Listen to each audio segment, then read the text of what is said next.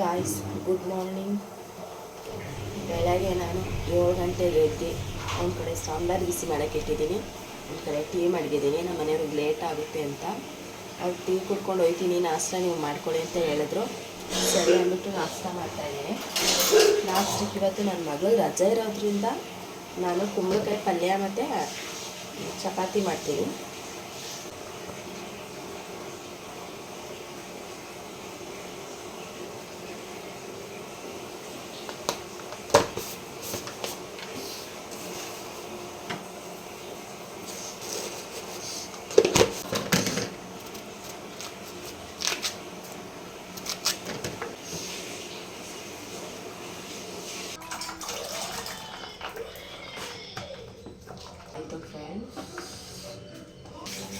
ಈರುಳ್ಳಿ ಮೆಣಸಿನ್ಕಾಯೆಲ್ಲ ಹಚ್ಕೋಬೇಕು ಅಂದ್ಬಿಟ್ಟು ನಾನು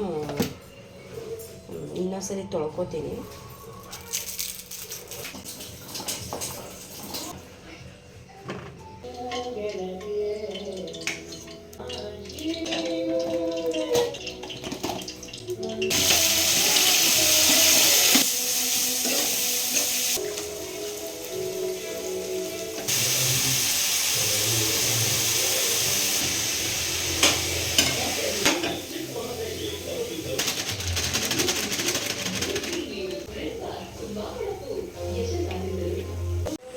ಚಪಾತಿಗೆ ಇಟ್ಟು ಕಳ್ಸಾಯಿತು.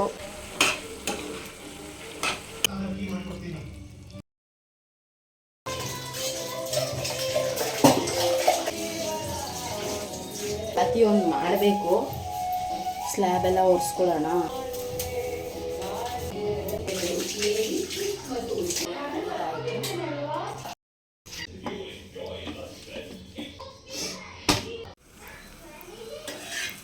ಚಪಾತಿ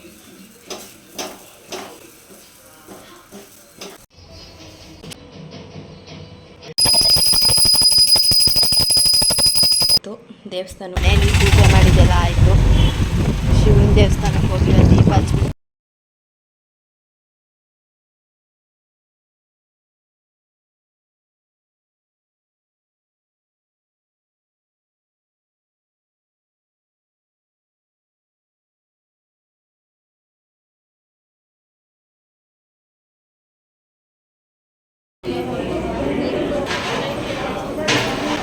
ಎಲ್ಲ ನನ್ನ ಮಗಳು ದರ್ಶನ ಮಾಡಿದ್ಲು. ಸುಳ್ಳು ಜನ ಇದ್ದರು.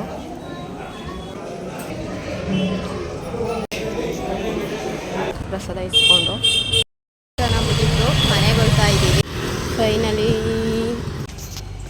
ಹಾಗಾಗಿ